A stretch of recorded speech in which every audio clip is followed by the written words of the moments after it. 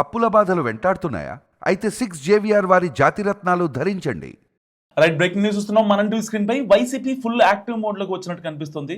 DSC notification పై నిరుద్యోగుల ఆక్రోశం, వీధుల్లో చెలరేగిన ఆందోళనలు వైసీపీకి ఒక కొత్త రాజకీయ ఊపిరినిచ్చాయి.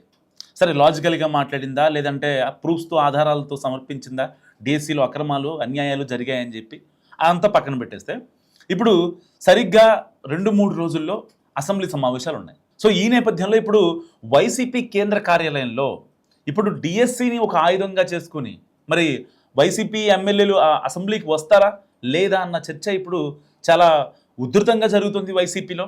సో ఇప్పటికే వైసీపీ కేంద్ర కార్యాలయంలో ఇటు ఎమ్మెల్యేలు, ఎమ్మెల్సీలు వాళ్ళతో జగన్మోహన్ రెడ్డి మీటింగ్లో ఉన్నారు. సో ప్రస్తుతం ఇప్పుడు అంటే పెద్ద ఎత్తున చర్చ జరుగుతుంది రాష్ట్ర వ్యాప్తంగా.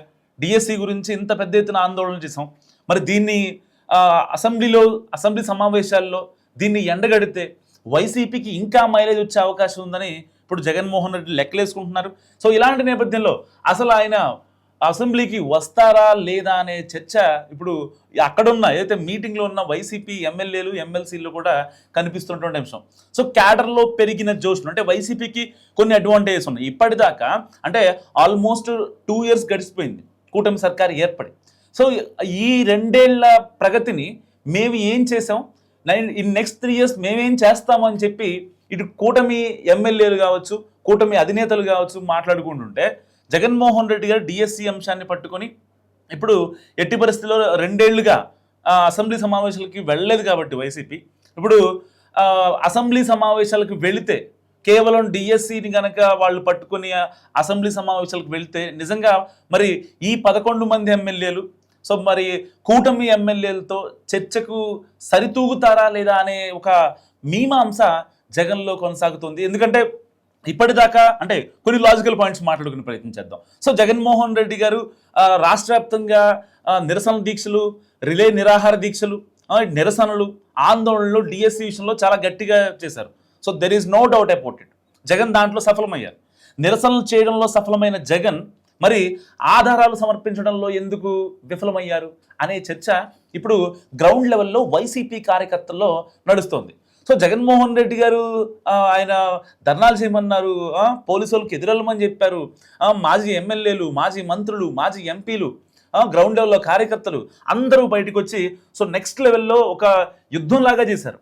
లేదు ఎట్టి పరిస్థితిలో అంటే ఆల్రెడీ డిఎస్సి అయితే అపాయింట్మెంట్ లెటర్స్ పొందిన 16,000 మంది బయటకు వచ్చి కర్నూలు దగ్గర కొండారెడ్డి బురుజెక్కి మా మీద రాజకీయం చేయకండి, మేము కష్టపడి జాబ్ సంపాదించాం అని చెప్పినా సరే సో చాలామంది కేతిరెడ్డి లాంటి వాళ్ళు మేము ఎవరికి వ్యతిరేకం, డిఎస్సిలో అక్రమంగా ఎవరైతే జాబ్ తెచ్చుకున్నారో వాళ్ళకి మాత్రమే వ్యతిరేకం అంటూ కూడా ఈ వైసీపీ నాయకులు మాట్లాడారు. సో ఇలాంటి నేపథ్యంలో నిజంగా జగన్మోహన్ రెడ్డి దగ్గర అంటే డిఎస్సికి సంబంధించిన అక్రమాలు లేకపోతే ఈ డిఎస్సిలో ఇలా అరాచకాలు జరిగాయి, పలానా అభ్యర్థికి వీళ్ళు అంటే నారా లోకేష్కి ఫేవర్ గానో లేకపోతే పవన్ కళ్యాణ్కి ఫేవర్ గానో చంద్రబాబు నాయుడు గారికి ఫేవర్ గానో ఉన్నారు కాబట్టే వచ్చారని చెప్పే ప్రూఫ్స్ జగన్మోహన్ రెడ్డి గారి దగ్గర ఉన్నాయా? ఇప్పుడు అదే చర్చ నడుస్తుంది చాలా దేశవ్యాప్తంగా. మరి మీరేమనుకుంటున్నారు, నిజంగా జగన్మోహన్ రెడ్డి గారు వచ్చే అవకాశం ఉందా ఆ అసెంబ్లీకి? సో ఇప్పటికే ఏపీ స్పీకర్ అయ్యన్న పాత్రుడు కూడా ఒక సంచలన లేఖ రాశారు కేంద్రానికి. సో ఎట్టి పరిస్థితుల్లో ఈ 2 ఏళ్ళు మేము ఓపిక పట్టాం అంటే స్పీకర్ అనే ఒక పదవి రాజ్యాంగబద్ధ పదవి. సో పార్టీలకి అలాంటి సంబంధం లేదు. ఆల్రెడీ 2 ఏళ్ళు టైం ఇచ్చాం, ఆల్మోస్ట్ 6 అసెంబ్లీ సెషన్లు. ఈ 6 అసెంబ్లీ సెషన్లలో ఎట్టి పరిస్థితుల్లో జగన్మోహన్ రెడ్డి గారు కానీ ఆయన పార్టీ ఎమ్మెల్యేలు కానీ ఆ ఉన్న 11 మంది ఎవరు కూడా అటెండ్ అవ్వలేదు. సో కొంతమంది అయితే అంటే సరిగ్గా 3వ అసెంబ్లీ సెషన్, 4వ అసెంబ్లీ సెషన్ ఆ టైంకి సరిగ్గా అంటే 3 సార్లు 4 సార్లు ఎవరైతే రారో వాళ్ళు ప్రాతినిధ్యం వహించే ఎమ్మెల్యే కాన్స్టిట్యున్సీకి మళ్ళీ ఉప ఎన్నికలు అనేసరికి సో కొంతమంది ఎమ్మెల్యేలు జగన్మోహన్ రెడ్డి గారికి తెలియకుండా, I think last assembly session అనుకుంటా, ఈవెన్ జగన్మోహన్ రెడ్డి గారికి తెలియకుండా కూడా వాళ్ళందరూ వచ్చి సంతకాలు పెట్టి వెళ్ళిపోయారు, లాబీలో సంతకాలు పెట్టి వెళ్ళిపోయారు. సో ఇలాంటి నేపథ్యంలో ఇప్పుడు అంటే ఏపీ అసెంబ్లీలో కూడా కొంచెం టెక్నాలజీ పెరిగింది. ఫర్ ఎగ్జాంపుల్ ఇప్పుడు తెలంగాణ అసెంబ్లీ తీసుకోండి, అక్కడికి వెళ్ళి కూర్చుంటేనే అటెండెన్స్ పడుతుంది, అంటే అక్కడ మనం రాయాల్సి వస్తుంది. కానీ ఏపీ అసెంబ్లీలో ఒక టెక్నాలజీని తీసుకొచ్చారనమాట కొత్తగా. అదేంటంటే అంటే అసెంబ్లీ సెషన్ స్టార్ట్ అయిన తర్వాత స్పీకర్ గారు వచ్చి కూర్చున్న తర్వాత ప్రతిపక్ష నేతలు, శాసనసభ పక్ష నేతలు వీళ్ళందరూ వచ్చి అక్కడ కూర్చున్న తర్వాత ఆ టైంలో మాత్రమే, అంటే అందరూ కూర్చున్న తర్వాత ఎప్పుడైతే స్పీకర్ గారు ఆయనకి ఇచ్చిన ఏదైతే సెషన్ ఉంటుందో బీఎస్సీలో ప్రధానంగా జరగాల్సినటువంటి అంశాలు ప్రజా సమస్యల మీద ఆయన మాట్లాడతారో అప్పటిదాకా ఉన్న వాళ్ళకి, అంటే వాళ్ళ సీట్లో కూర్చుంటేనే వాళ్ళకి అటెండెన్స్ పడే అవకాశం ఉంది. సో ఈసారి కనుక అటెండెన్స్ కనుక ఎవరికన్నా లేకపోతే వాళ్ళ జీతం ఎట్టి పరిస్థితుల్లో కట్ అవుతుందని కూడా, కట్ చేయాలని కూడా స్పీకర్ అయ్యన్న పాత్రుడు కేంద్రానికి లేఖ రాసిన సిచ్యువేషన్. సో చాలామంది అనుకోవచ్చు, అంటే జగన్మోహన్ రెడ్డి గారికి అంటే ఈ శాలరీతో సంబంధం ఏంటి, లేకపోతే వైసీపీ ఎమ్మెల్యేలు కావచ్చు అసలు ఆ శాలరీతో ఎంత అవుతారు ఏంటి అనే దాని గురించి మనం మాట్లాడుకుంటే, సో జగన్మోహన్ రెడ్డి గారు ప్రజల తరపున ప్రజల కొరకు ఎన్నుకోబడినటువంటి ఒక ప్రజాప్రతినిధి. అలాంటి ప్రజాప్రతినిధి ప్రజలకు కట్టిన ట్యాక్స్ డబ్బులు తీసుకుంటూ ఎందుకు అసెంబ్లీకి రారు అనేది ఇక్కడ స్పీకర్ అయ్యన్న పాత్రుడు గారి వర్షం. సో ఇలాంటి నేపథ్యంలో కేంద్రానికి లేఖ రాశారు. ఎట్టి పరిస్థితుల్లో జగన్ అసెంబ్లీ సమావేశాలకి వస్తేనే ఆ యొక్క శాలరీ కూడా ఇవ్వమని కూడా కేంద్రం చెప్పిన నేపథ్యం. సో ఇలాంటి సిచ్యువేషన్లో డిఎస్సి అనే ఆయుధాన్ని పట్టుకొని జగన్మోహన్ రెడ్డి మరి నిండు సభలో వాదించగలరా, ప్రజలకి తెలిసేలా? అంటే ఇప్పటిదాకా అంటే డిఎస్సి గురించి నిర్వహించిన ఏదైతే ఆ ప్రొటెస్టుల విషయంలో కేవలం వాళ్ళకి మాత్రమే తెలిసిన, అంటే వైసీపీ నేతలు, వైసీపీ కార్యకర్తలు, వైసీపీ అభిమానులు వాళ్ళకి మాత్రమే తెలిసిన వర్షం.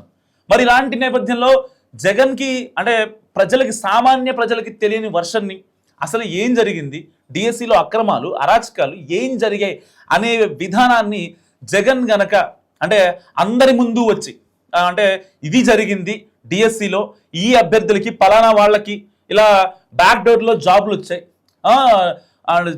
పెద్ద పెద్ద టాపర్లకే జాబులు రాలేదు, ఇలాంటి వాళ్ళకి ఎందుకు వచ్చాయని ప్రూఫ్స్తో మాట్లాడితే కనుక నిజంగా అంటే అసెంబ్లీ సమావేశాలు ఇప్పటిదాకా ఏపీలో జరిగిన 6 కూడా ఏదో నార్మల్గా జరిగాయి.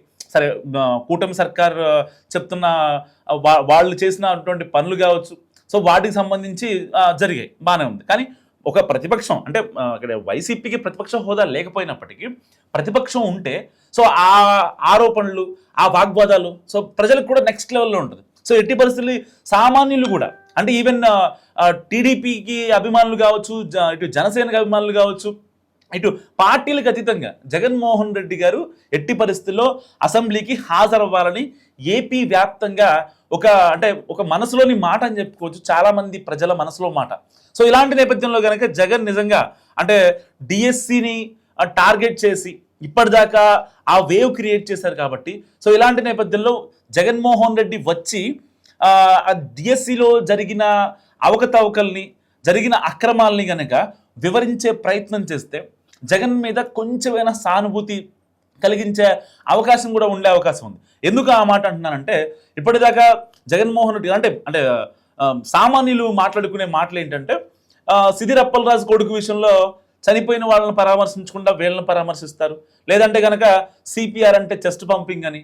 సో అంటే జగన్మోహన్ రెడ్డి గారు ఏ ప్రెస్ మీట్ పెట్టినా, లేకపోతే దేని గురించి మాట్లాడినా అక్కడ నలుగురిలో నవ్వుల పాలు, అక్కడ హాస్యాస్పదం అవడం తప్ప ఇంకొక విషయం కనపడిన నేపథ్యం అయితే లేదు. సో గడిచిన ఒక ఆల్మోస్ట్ 1 to 2 yearsలో.